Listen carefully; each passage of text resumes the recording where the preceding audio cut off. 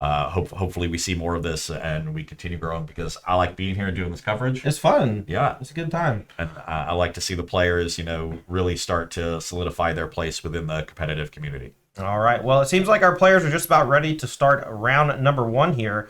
We're going to be featuring 2 players that are local legends, as it were. The cowboy hat guy. We saw him last time we were here. What deck did he play last time, Ross? I don't know what Amin was on. We saw a lot of his brother Gabe Abadi. Are they twins? That's who I thought it was. Yeah, they look very similar. Okay, the cowboy hat threw me off. But this is Amin Abadi playing Jeskai Breach, and going to be going up against Dylan Ham on 5C Creativity. Definitely 2 of the more well-known players on this circuit. So a tough round 1 matchup for both of them, and both playing very good decks. But I think you know which one I'm rooting for, Todd. Oh, is it 5-color Creativity? Because that's the deck you played when we were on teams together? Yeah. And the deck is great. Body starting out with just a tap Steam Vents, and then a Wooded Foothills from Dylan Ham. So somewhat slow starts from both players, but I think that's something Ham is okay with. Yeah, the Ham, turn 1 in the Creativity deck is usually just fetch for Triome, or if you need to interact with something, you want to go get that. Here we're seeing a body go turn 2 Ledger Shredder plus the Mishra's Bauble. This is a very common line. With Ledger Shredder, allows you to loot, get closer to Delirium, and just start churning through and making your hand better. And one of the things I really like about the Breach deck is, in addition to Bauble, you have Mox Amber. So these turn 2 Connive with Shredder plays happen a lot more often than they do in a deck like Murktide. But Dylan Ham with the great response here, fetching out an untapped Stomping Ground, has the Bolt in response to Connive. So that'll deal with the Ledger Shredder. A body's still going to get to Connive here, get to sculpt his draws, maybe set up for a combo. But Ham got to feel good with, no pressure coming out, because he wants to have time to set up his own powerful plays with Indomitable Creativity. All right, so this matchup's like pretty interesting, right? Because the Jeskai Breach deck has so much that it can do combo wise, but it also has like a really aggressive game plan. But these 5-color Creativity decks act like control decks until they hit you with that late game finisher, and so maybe that part of the deck isn't that good in this matchup, right? The aggressive part. Yeah, I think it's important because you want to force your opponent to interact, but you're really trying to trump the Archon Creativity plan with your own combo. Yeah. We do see the Mishra's Bauble got popped there, revealing a Prismari Command. That was on the upkeep. So if you saw Ham just reveal the card instead of showing it to a body, it's because he was about to draw it himself. A little bit of a shortcut there. Gets down to Ren, which is incredibly important for the Creativity deck. They're very mana hungry, but a body with expressive iteration of his own, followed up with Unholy Heat. So deals with the Ren, generates a little more card advantage, and sets up his draws. Yeah, the expressive iteration there just really showing off, being able to find the land, maybe even found the Unholy Heat off of it. Just such a powerful spell, and one that's so important for the Jeskai Breach deck. Yeah, and Wooded Foothills finding an untapped Blood Crypt here. One thing to note, because Ham has had to tap out every single turn, hasn't had the opportunity to find a Triome yet, so his mana looks a little bit awkward with just 3 colors on the first 3 turns of the game in a deck that normally wants all 5. Yeah, but now we have a Fable the Mirror Breaker coming down. This card, newer addition to the deck, but one that's seen so much play in other formats, and has clearly shown that it is great in these Creativity decks because it can generate multiple permanents for a single card that doesn't interfere with the Indomitable Creativity plan. Yeah, really a critical card, I think, for enabling these decks. So a body going to need a couple strong turns here because Ham is threatening Creativity starting next turn. All right. Another iteration here from a body, so we'll see what the iteration finds. Looks like a Mishra's Bauble. Already quickly puts one of the cards in his hand. I think the other 2 is Bauble Land, so maybe has a land in hand and is curious if maybe the 5th land drop is more important than a random card or not. The 5th land drop can be important because you need 5 mana to combo from nothing. It's Mox and Mishra's Bauble, so which 0 do we want? Right. It goes for the extra card from Bauble. Mox not turned on right now, so I like that. Hallowed Fountain untapped. And there's a Grinding Station, so doesn't look super threatening on its own, but that means an Underworld Breach is lethal. Yeah, it's kind of crazy. A Grinding Station plus Underworld Breach just essentially lets you mill through your entire deck. The mill 3 lets you get 3 cards for the escape clause, and generates this ability to essentially mill your whole deck, find the Thassa's Oracle, and then play it and win the game. So if you have 4 mana, it's just a combo on its own. Yeah. Ham here triggering the second chapter of that Fable, discarding 2 Arcana Cruelties, so definitely making his draw a lot better. I think I saw a creativity in Ham's hand, so could go for it here. Definitely has a lot of resources. Getting a treasure off this Goblin, could cast a creativity for 2 here on the Goblin and the Dwarf. But the problem with the creativity for 2 here is that all it does is get 2 Archons and forces a double discard. But if a body just has Underworld Breach as the 3rd card, the game could be over next turn, even through multiple Arcana Cruelties. Well, has a persist here. So Fable the Mirrorbreaker enabling that persist to get an Archon onto the battlefield and apply a ton of pressure. And I also see a Leyline Binding in Ham's hand. That treasure is going to give him white mana. He does have 3 basic land types, so it costs 3 mana. So he has the Leyline Binding up for an Underworld Breach. So a great line here from Ham, able to get an Archon down while holding up interaction for a Body's combo. Yeah. We had a accidental flip over the top, like 10 cards of the deck or something. So we're just going to get that sorted out. A Body's going to put the card in his hand that he drew, going to shuffle up, and then no harm, no foul. Looks like just a dexterity error.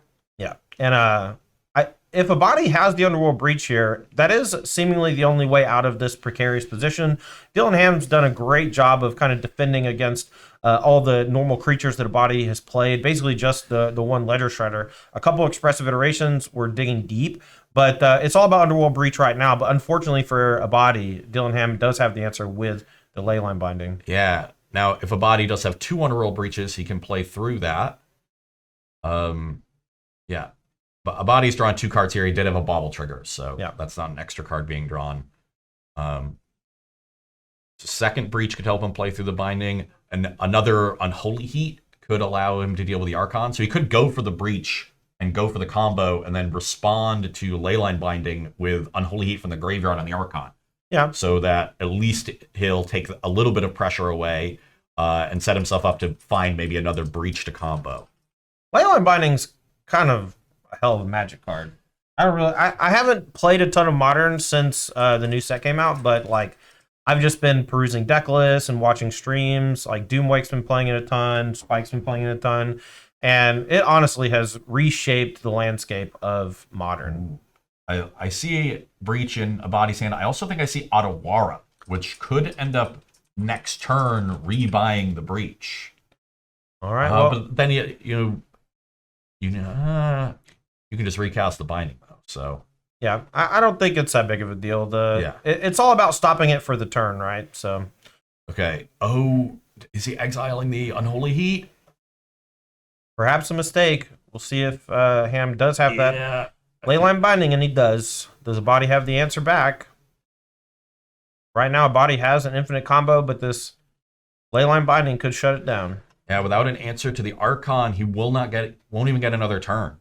He's at 10 life here. Has taken some hits from his own mana base and the Goblin, and then the Archon trigger last turn. So the Ham representing an attack here for 11 total damage. Yeah, and removing that Unholy Heat, you're right. That actually just ended up really being the decider here, because now the Archon is just going to come in unfettered. I think a Body was kind of just doing autopilot, like, oh, I have the kill, let's go for it. That happens a lot when you have 2-card combos. It's like, oh yeah, I got it, but then the opponent just surprises you with a piece of interaction that you weren't expecting.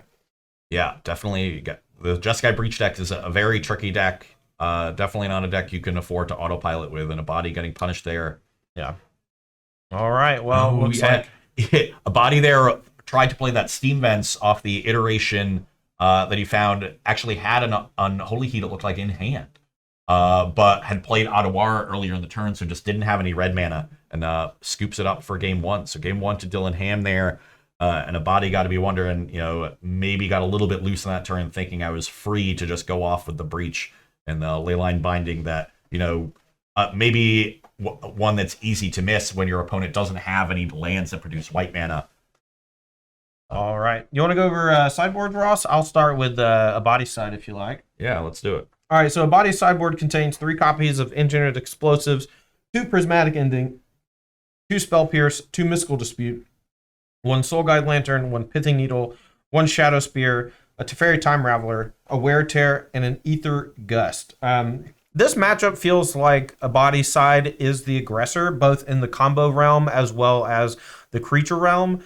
And it feels like his opponent Ham is just going to be trying to contain that while looking to do that one card combo with creativity or persist. Things like engineer explosives, they can kill the tokens. That might be something he wants, but I don't think that that's the game plan you want to fight. I think you want to fight with things like Spell Pierce, which are probably going to come in out of the sideboard. Everything else seems pretty lackluster. Things like Pithing Needle, Soul Guide, Lantern, Shadow Spear, these aren't really coming in the matchup. Teferi Time Raveler seems like it could be good. There's a lot of instant speed reaction stuff from Ham, and so something like a third Teferi Time Raveler could really shut down his ability to interact. Yeah, I do like Teferi in the matchup. I like the counter spells. I like Engineering Explosives a little bit. I wouldn't be bringing in all three of them, maybe one or two.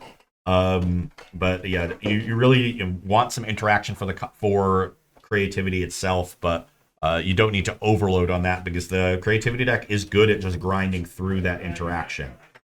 Looking at Dylan Ham's side, I see 3 copies of Flusterstorm, 2 Boseiju Who Endures, 1 Emrakul the Aeon's Torn, 3 Veil of Summer, 2 Nature's Claim, a Dress Down, and 3 Leyline of Sanctity. Even though there are some counter spells from the Breach side, I don't like Veil because it's not good against Aether Gust.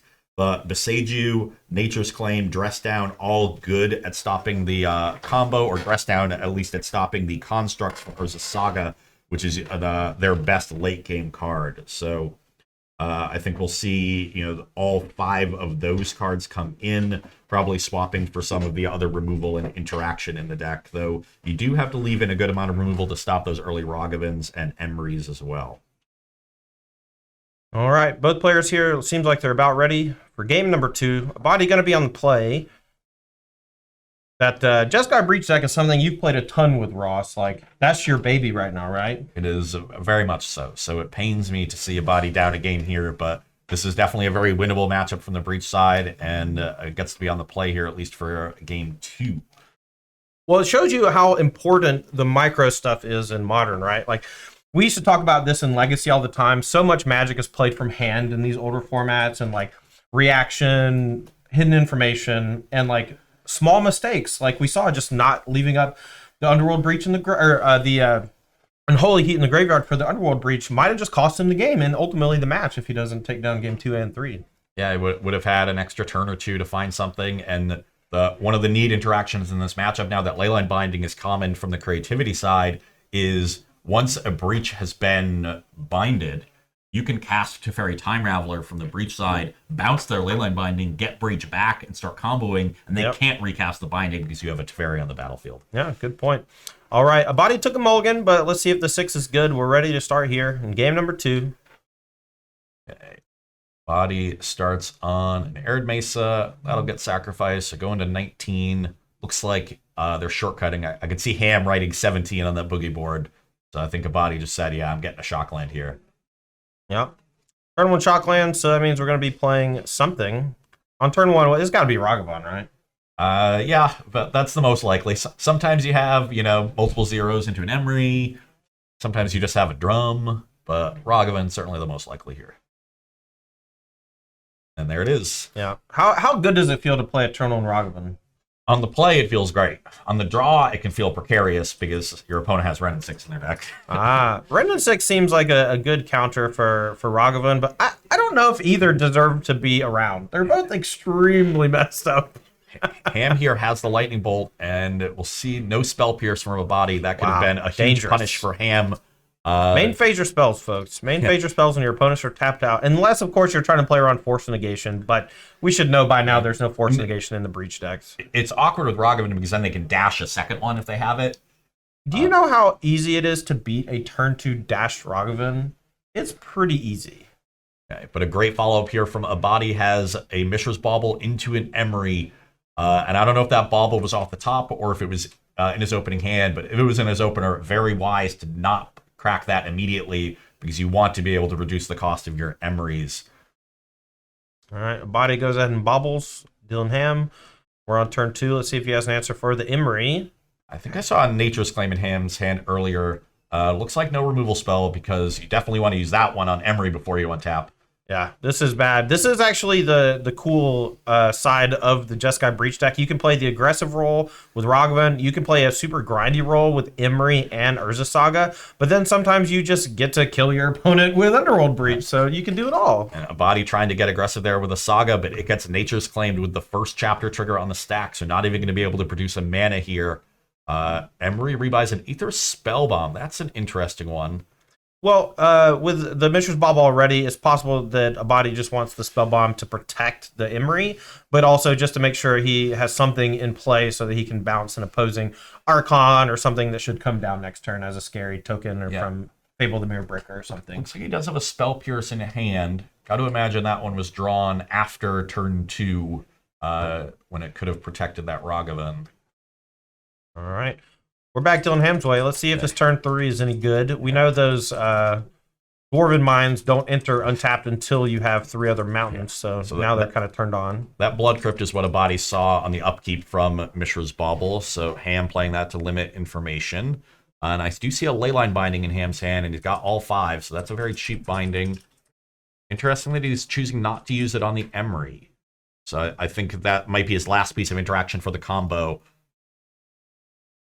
All right, here comes an Engineer Explosives on 0. This is going to protect a body from creativity on tokens, specifically. Now, that's most of the targets out of their creativity deck. You do have the reverse side of Fable as a target that does not have mana value 0. All right, Binding is the play. You have to imagine that was going to try to target Imri, but a Spell Pierce from a body is going to protect. Now, Ham's way, we're going to go get Dwarven Mine. That's going to allow for a potential creativity on 1.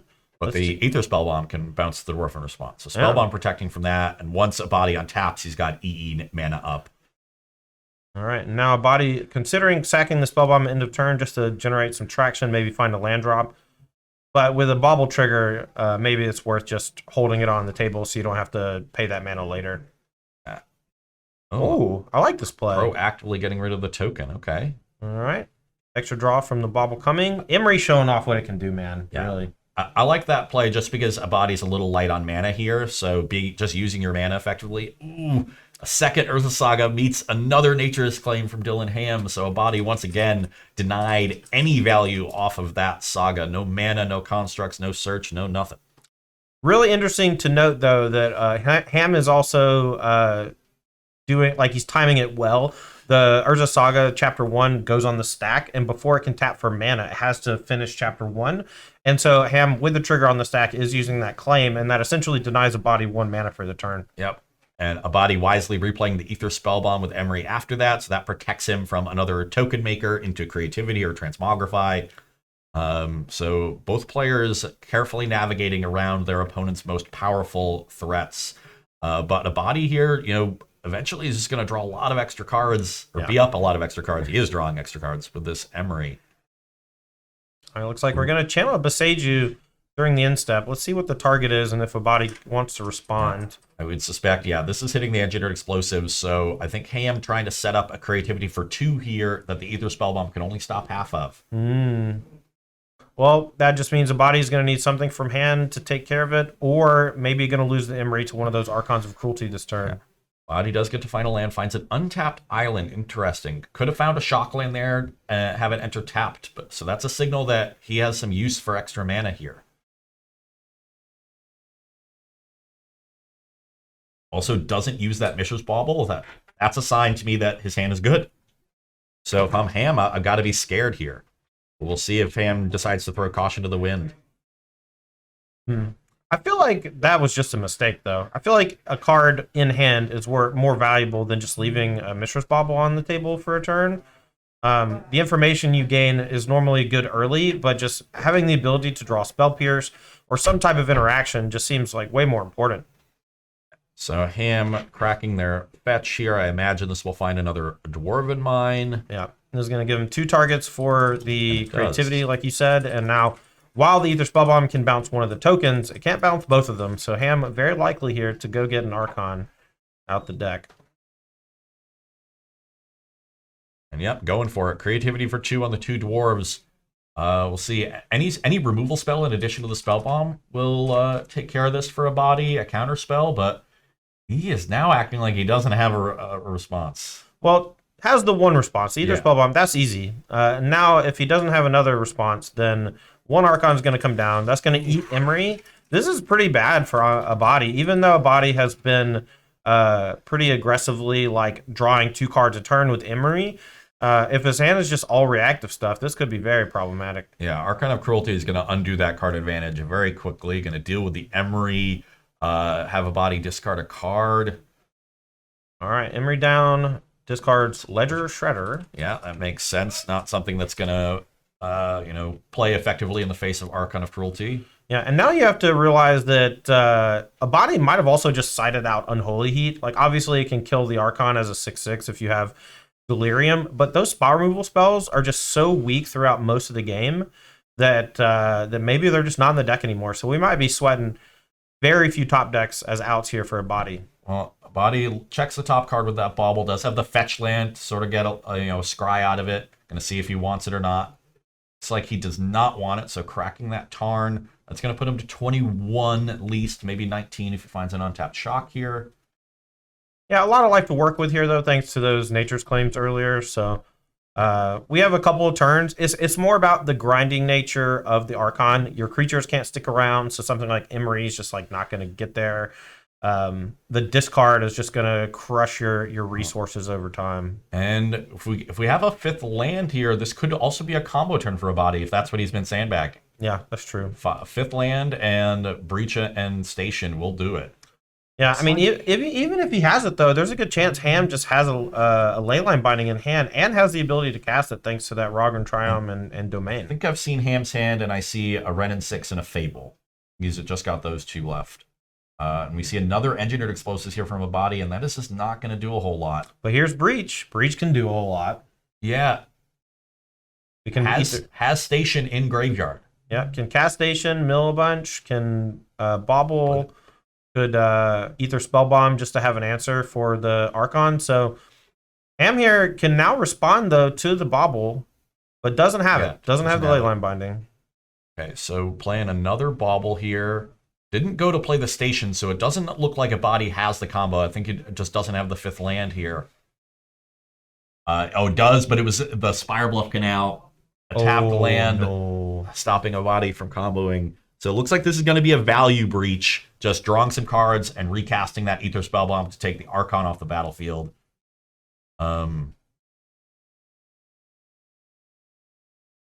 Checking the top of both libraries here with those 2 baubles. So body just getting information before he continues this turn. Now we see the Spellbomb. Exile a few cards. Interesting, decides to get rid of the Rogavan. That could have been a good follow-up. I guess he doesn't have the mana. Yeah, needs to hold up the blue for the Ether Spellbomb. So we're going to have multiple bobble triggers here. The Breach goes away, but Ether Spellbomb here going to be able to take care of the Archon, at least for temporarily. Interesting that the bodies chose to leave some extra cards in his graveyard. Could have recast Bauble for a 3rd time, gotten another card, but valuing keeping key cards in his graveyard for a future Breach or potentially keeping Delirium for an Unholy Heat. So now we're sort of back to square one. Ham has the Fable of the Mirror Breaker. We knew was in his hand. Fable also good at playing through Engineered Explosives here. You can obviously deal with the Treasures and the Goblin Shaman, but that 3rd chapter creates a reflection that has mana value 3, same as the front side of the card. So that is a target for creativity or Transmogrify that does not get destroyed by Engineered Explosives. Then follows up with Ren and 6 and does have that Beseiju from earlier. Ren Beseiju, great at shutting down the combo aspect of the Breach deck and potentially shutting down later Urza Sagas as well. Yeah, also interesting to note that Ham is dangerously close to just hard casting Archon of Cruelty.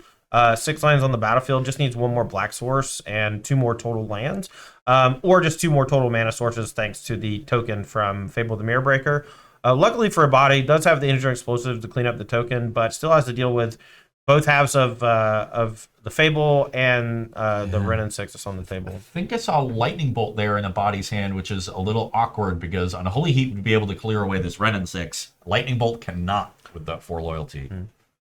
So we'll see where he starts the turn. Yeah, that is a Lightning Bolt, but does also have a Heat. So nice. Heat clearing away the Ren and 6. now can choose to just use the bolt to deal with the Goblin Shaman and still have the EE up for, surprise dwarves.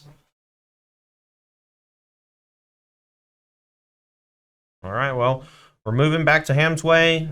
Chapter 2 of Fable. We're going to pitch 2. Let's see. Archon's 1. That's the only one. Just pitching the Archon there. Interesting that he wants to do that even though he's close to hardcasting it. Maybe he maybe found a persist. That would be very good. I've got a little bit of a bulk here. Ham going to combat. We're going to pop the EE to keep the token from generating a treasure. And now Ham going to play post-combat Dwarven Mine. It's going to give him another target for creativity. See if he has that in Dwarven Mine. Yeah. All right. Looks like we're going to go for creativity. Maybe? Yeah. Taps the Dwarven Mines. Creativity on 1. The Bolt in response. That is going to land. So Bolt answers the creativity. And now Ham doesn't have the Archon in hand. Not a lot going on here. Yeah, this is a bad spot for Ham. A body, really had a lot of resource generation with those baubles, the Underworld Breach, the Emery. So this has been a long game, and Ham is down to just 2 cards in hand, one of which is a Beseiju, and a body here following up with Expressive Iteration. So could just maybe kill this turn. I don't know. So I think the other card in hand for Ham is an Arid Mesa, which is not particularly good, especially with no Dwarven Mines left to fetch. Right. Expressive Iteration exiles an Arid Mesa here for a body, so both players on quite a bit of land. There's a second iteration. There's a lot of card advantage here from a body, but really nothing in the way of pressuring Ham's life total. Okay.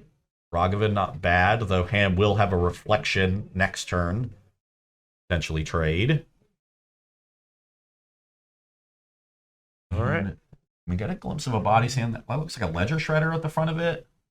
Oh, top deck creativity from Ham here. Jeez. Could potentially just go for it on this reflection. And I don't think a body has another red removal spell to stop this one. Well, we'll see. Could have something. We haven't been able to get a good look at a body's hand in a while, but this top deck creativity is one heck of a draw. Yep. And that's going to work. We're going to exile the back half of the Fable of the Mirror Breaker. That's going to allow us to tutor up another Archon of Cruelty. It's going to eat Ragavan, discard a card, draw a card, gain some life, drain some life. So much text on this 8-drop. Yep. Springleaf Drum, the discard from a body. That not doing a whole lot here. Yeah.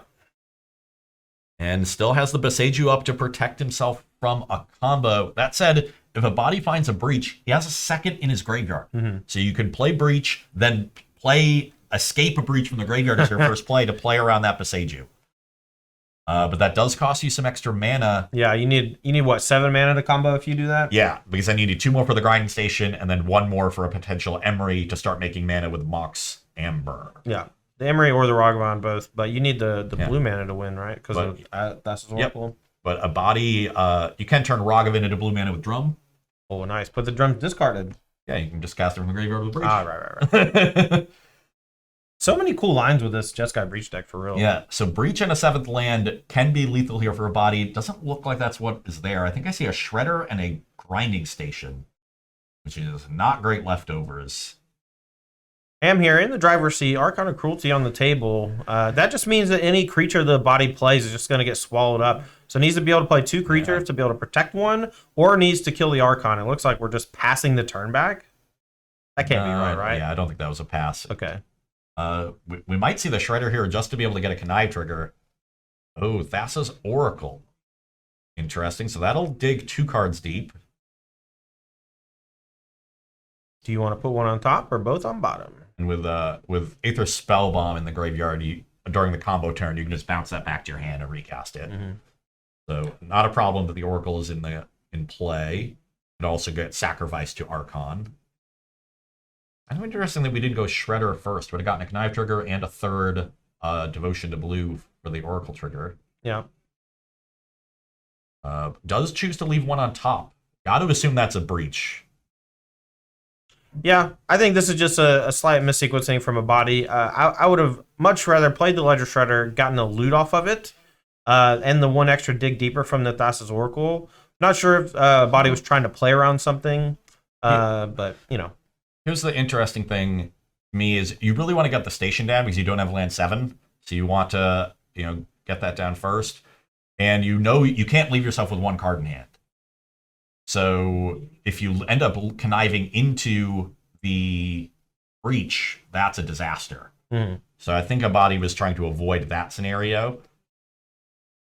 And now, with the station in play, we could just go breach and have the combo all set up through a Boseiju. Well, let's see if a body sees the line. It's not exactly intuitive to play a second breach out of the graveyard. Also, notably, only has 6 mana, and you need 7 for what you're talking about, right? No, not with the station already in play. Ah, You cool. just go breach, Good call, good and then call. start playing zeros, and you just leave blue left for the Thoracle. Ham has seen a few extra cards here with these Archon triggers. So we'll see if he's found a piece of interaction. Just needs one more, really. All right, well, body did leave a card on top with Thassa's Oracle. It's Expressive Iteration, so not quite the breach, but could find it here, and it's still live. Yeah. And it is going to get one more turn after this. Ooh, finds an Unholy Heat. So that could actually answer the Archon. Yeah, I like it. Fable played on the previous turn from Ham, so still has some pressure going with the Goblin Shaman, and then eventually a Reflection. But yeah, Expressive Iteration continuing to come up big for a body here, trying to find that other breach so we can take this match to a third game. And probably wants to do it quickly because the players are getting a little low on time. Yeah, I mean, 20 minutes left is still plenty, but this game is potentially not that close to finishing just because both players keep having the right answer at the right time for specific things that it can be annoying. Okay, so Ham there draws a second copy of Ren and 6. Looks like discarded Ren Boseiju, and is going to be able to play Ren and rebuy the Boseiju. But I think just found a couple more lands. Looks like Bloodstained Mire, Ketria Triome. That Triome can cycle, has plenty of mana to work with. Yep. All right. So it does cycle it. Lightning Bolt look like? This black border card. Yeah, I didn't get a great look at the draw off the cycle. Yep, yeah, I think you're right. Lightning Bolt. And then there's the Ren. I think this will rebuy Boseiju, but that's if a body knows to play the second breach, that's not going to be enough. Yeah, but I mean, if you're Ham, it's not like you can do anything else, so might as well. Plays the Bloodstained Mire for turn, so it just has Boseiju Bolt in hand. Does have a decent amount of pressure, but with the Reflection, the Goblin Shaman, the Bolt, and the Ren, could end this game in a couple turns.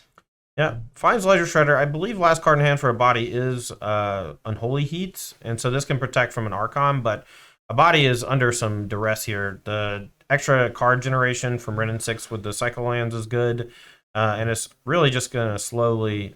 So Ham goes for Bolt on end step on the Shredder, a body... Ooh! If he hit a spell with the Connive, that would have been such a blowout, but unfortunately just mills over a land, so that's going to let Ham still kill it with the Lightning Bolt. Ham fetches for a basic mountain. Good play from a body, honestly. Yeah. Such patience. Didn't get paid off, though. Back Ham's way. Could have just fired off that Unholy Heat, but knows that he can play around Bolt by holding it up. Oh, no, there's another top deck creativity. I believe it is the 4th creativity. A body empty-handed. Let's see if Ham can find some more Archons. How many Archons are left in the deck? Just one, maybe? Or are there 2 left? Yeah, I think there might only be 1, but maybe there's 2. It does cast over 2 on the 2 treasures. We do have yeah, there are 2. All right. Okay, so that's going to bring a body to 4 and put Ham up to 27. We'll see if we can find another piece of interaction. Yeah, draws 2 cards, so could find more ways to interact with Breach. Does have the Boseiju. And that would lock up this game and match, you gotta think. All right, draw 2. Steam Vents. And Fable. So, yeah, it's down to this turn. Breach! Need a Breach. Is it Breach? It's Breach! And yes, immediately plays the second Breach from the graveyard. So a body knows exactly how to play around the Boseiju that he knows is there. So... this is in response, what if you blow up the grinding station? Because now he has to recast the grinding station. Oh yeah, it doesn't have the 7th mana. No, he needed to go get the land. Yeah, he needed the Boseiju to go get the land, but he sacked it in response. I don't know if he does have another one. I mean, you have to have a Steam Vents left, Well, right? we see a Steam Vents in Exile. Ah, true. Because things have been milled. We don't see the basic mountain. There's a basic mountain in a body's list. That could have still been in the graveyard, and that would have been enough. So yeah, that is going to break up the combo. Yeah, it doesn't have enough mana to play the Emery, so it looks like we're going to maybe just go for 1 Unholy Heat, but that's not enough. There's multiple points of pressure coming into play next turn. Ham looks like he's going to take it down. Timing. Even 2 Unholy Heats on these 2 Archons wouldn't be enough because the body's at 4, facing down the 2/2/2s. Yeah, needed to let that Boseiju resolve and search for the other land. If he had it. Not sure he had it. Yeah, not sure what's in the exile, because we see both white dual lands, and it's usually 2 steam vents, 2 white duals, and 1 of each basic, an island and a mountain. So really just the mountain possible left there. That would have been enough. Gonna play a bobble. So if the mountain is in exile, there's nothing really a body could have done there. But if it was in his deck, a misstep there at the end of this very long and excellent game. Yeah, this has been a fun one to watch. Both decks really flex on their muscles. They're combo decks that have the ability to interact in like interesting, fun ways. Here comes the Emery. Steam Vent. Okay. So now we need to hit Mox Amber. If we can hit Mox Amber off his mill, we're still in business. The fourth card. Wow, that's so crazy. Awesome stuff from a body there. And we do see the mountain. So a misstep there with the Boseiju on the grinding station, but doesn't let that get in the way, recovers from it, says, I can find a path, does put himself in a position to win through the mistake. Very important part of playing competitive Magic, recovering from your mistakes, not letting it get to you. And we're seeing it from a body here. All right, and now we've assembled the infinite combo. We're generating a bunch of mana. We're going to mill ourselves out, and we're going to cast Oracle from the graveyard, thanks to Underworld Breach. Underworld Breach, honestly, just kind of a gross card. This does so much, but we're seeing a body just like play around the Boseiju, doing really cool stuff with the second Breach. Does Ham have a piece of interaction here? I thought Ham was... Yeah, we saw the cards he drew. A body... Oh, maybe just bluffing. Yeah. That's fine. Body making another blue there. Like this. We're just shortcutting through the combo. So every time the Mox Amber gets cast and enters, the station is going to untap. But both players understanding that and just not going through the motions. All right. Well, Mox Amber coming. Enough blue to cast the Oracle. And this is certainly going to end the game with no cards in deck. Wow. Interesting that Dillingham made a body play it out. That's going to deprive the players of a little bit of time here. 14 minutes on the clock. They've got to shuffle up and present for game 3. Ham might end up regretting that because it's his deck that can have some trouble winning very quickly. Right. The body can win in turns out of nowhere with that combo. Wow. Still a bunch of time left on the clock, though. 14 minutes. 14's definitely enough, though. They've got to shuffle up quickly here. Yeah. If the game 3 is as interactive as that one, then we're gonna have trouble finishing the match. But both players seem like they're playing pretty quickly as well. Yeah, and both players certainly understanding of the matchup, and know what their deck is, know what each deck is capable of, not just their own but their opponents. So a really, really great game there. We saw back-to-back excellent top decks. It was, the third or fourth Indomitable Creativity on Ham's side, followed by the second Breach that a body had been digging for forever to close that game. So really just shows you the power of these two decks, their ability to keep swinging the game back and forth, back and forth. Okay, we see a body making a change or two here. Looks like Ham might have already presented. Yeah, they both know that they're low on time, and we're gonna see if we can get this come to a natural conclusion. Unintentional draws are never where you want to be, especially in round 1 of an event. And both players here are going to be playing for the win. So Ham going to be on the play here for game 3. Very important, and we'll see just how aggressive he wants to play it with a little bit low on time. It maybe, decides to run into Spell Pierce a little more aggressively than he otherwise would. Looks like a reasonable hand from Ham. Yeah. He's got 2 lands, including a fetch and a Wrenn and 6, but I also see a couple copies of Archon that are not great, so he's really going to want to find a Fable to ditch those, find some more interactive gas. Yeah, but turn 2 Wrenn and 6 is just so strong. Yeah. Body, also a strong play here with the Rogovan, but that could run into this Wrenn. Well, it's gonna run into the Wrenn. Does also have a Mox Amber to go with it, so that could represent a Unholy Heat or a Lightning Bolt. Right. That could just finish off the Wrenn. Not a great trade to make, but that 2-for-1 is generally okay because it does deprive creativity of some lands. Yeah, I mean, if you can get Ren off the table, you do, and you're going to play your Ragavan on turn 1, so it's just making the best of a bad situation, and getting the extra mana out of the Mox Amber here, if a body does have the answer, is going to be pretty key. Here, getting rid of the Ren is important because I don't think Ham has a third land. Yeah. And he does go for the Ragavan, and no response from a body, so is there a second Ragavan here to dash? That's an Unholy Heat off the top. Found the Unholy Heat. Didn't have it last turn, but we're still going to take care of the Ren, and Ham needs to draw a land right now. Bang. Miss. Third Archon of Cruelty. Oof. Has a Prismari command that could filter those into some lands, but yeah, no third land. Has a Nature's Claim on this Urza Saga. That's going to take a body up to 21. But has a second Saga to replace it. Any other threat? Maybe an Emery? Yeah.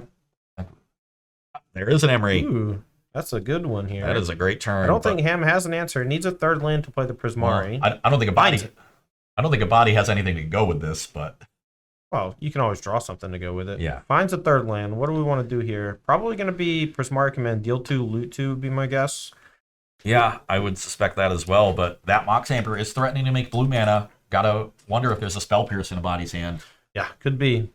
This is one of the first moments a body's had blue mana up to protect and doesn't have it. So No Pierce, and it looks like you found a Fable and maybe another land. Is that a Triumph of some kind? I think it's Rogran Triumph. Yeah, it's Rogran. Okay, so second chapter for Urza Saga here for body. Does he have another land? No, so the Saga not going to be making constructs. Instead, just dashes a Ragavan. So with that, with the treasure, he can make a construct next turn. Well, with the treasure, he can cast Renin 6 and get lands back, and now has Renin 6 active with Urza Sagas going, and can just chain that. Might want to do that instead of getting back a shock land, but maybe just wants more colored mana for later. For now, with the Saga already in play. Maybe these Jeskai Breach decks should be splashing green for Renin 6 instead of white for Teferi. Believe me, I've thought about it. All right, Fable the Mirror Breaker going to come down for Ham, and this is going to allow him to get rid of that last Archon of Cruelty from hand if he wants to as well. Okay. Ren also turns on the Mox Amber. Looks like He floated a mana. Yeah, but declining to make a construct here. That's scary if I'm Ham. Yeah, you might just be dead. Either Spellbomb for protection. I think a body is setting up a big turn here. Yeah, could plus the Ren, get back a land for a mana source, could get back Saga to start generating bodies over the next few turns. Shocks and a Steam Vents here, falling to 19.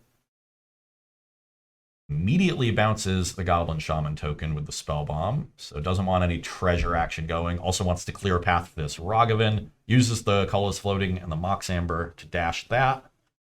And Ham, it's like ambushing it with a fetch for a Dwarven Mine, making a 1/1. Very cool sequence from both players. The Dwarven Mine is, as a defensive measure, or even an aggressive measure, just gives the deck a different dimension that a lot of these like combo decks don't really have. An aggressive iteration here because the body's already played his land for the turn. Yeah. So looks like that Springleaf Drum is just going away. No, that's a second land. Yeah, we're going to have to pause the match. Just give us 1 second, folks. No worries.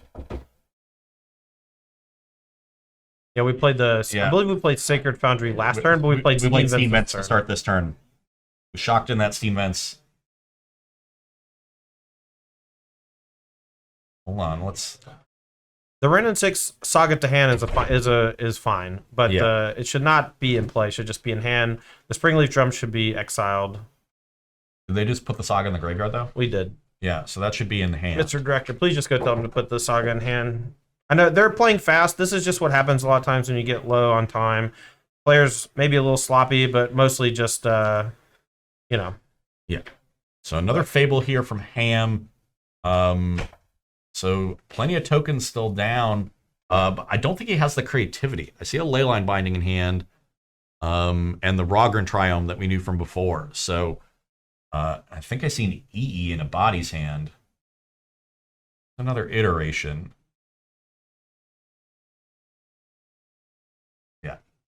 Yeah, Mox Amber does count Planeswalkers in addition to legendary creatures, so Renin 6 allows that to tap for red or green mana. Finds a Ledger Shredder. Gonna see if we can win this game the old-fashioned way. Looks like he put an Emery on the bottom, too, so valuing Shredder over Emery maybe just wants to protect the Ren from attacks from these Goblin tokens. Random 6, man.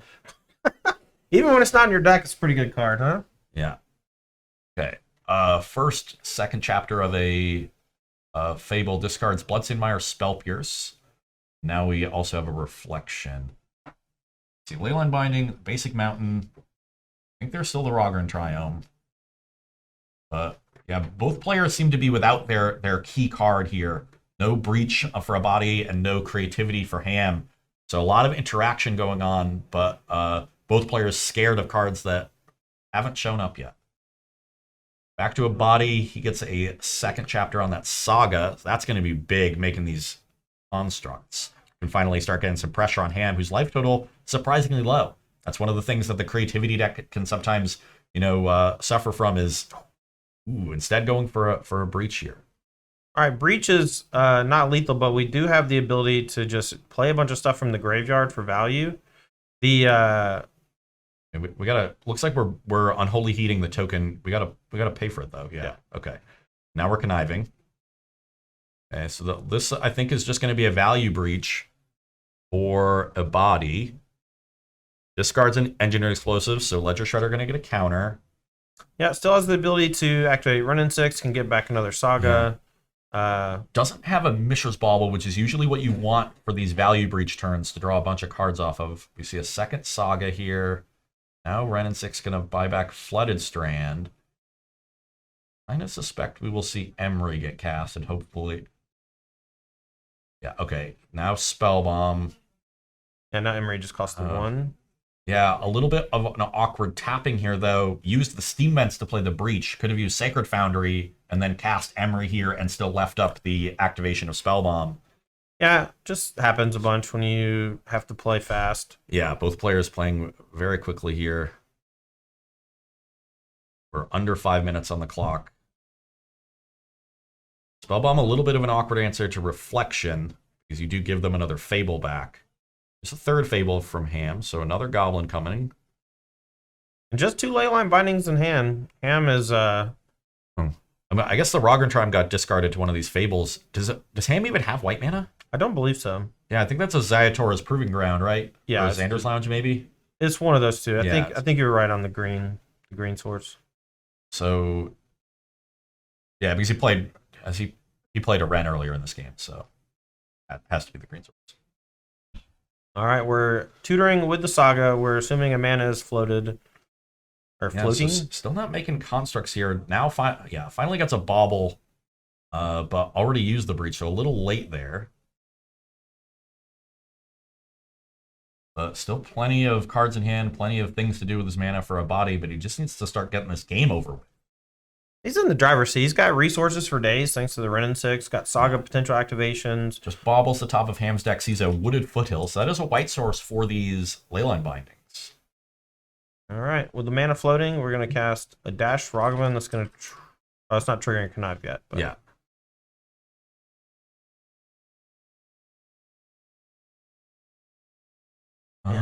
This has been such a sick match. So much play on both sides of things on every level. Interaction, combo, grinding.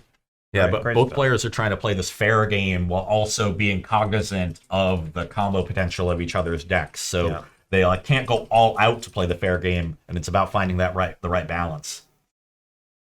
And really, it feels like it's been a body who's been favored in the fair games. Mm-hmm. He's had all this card advantage from Emery's and value breaches. Well, that's what you were always telling me, right? The Jeskai Breach is so good at playing a fair game, you know? Yeah. Okay, so Shredder and Ragavan coming in. I imagine a body will be happy to trade Ragavan for one of these creatures. Just reduce the threat of creativity. And Ham falling to 8 from the Shredder. And plussing. And Bauble going to draw on the upkeep. Not sure what's in a body's hand. I can't get a great look at it. Probably some reactive stuff, but mostly just wants to activate the Saga, probably. I think I see the Fastest Oracle, which is not great. All right, we're going to Spellbomb that in response to declare Attacker Step. It's going to keep the treasure offline. It's going to keep the white mana offline. But a Sacred Foundry off the top, that's going to allow for some interaction from Ham, but got a shock to do it. That's tough. And then tap it. So one of the bindings got pitched to the Fable. And Sacred Foundry here going to cast the other one and finally deal with his own Renin 6. Yeah. And he's going to pack it in. Too much damage on the table with the Arrows of Saga token. That's going to be match. Oh, wow. Yeah. I guess a token made on the end step is going to end up being a 4/4. You can make another one on the main phase and then find another artifact. With the Mox Amber, it was going to be a 4th artifact and have a 4/4 and a 2/4 coming in. Yeah.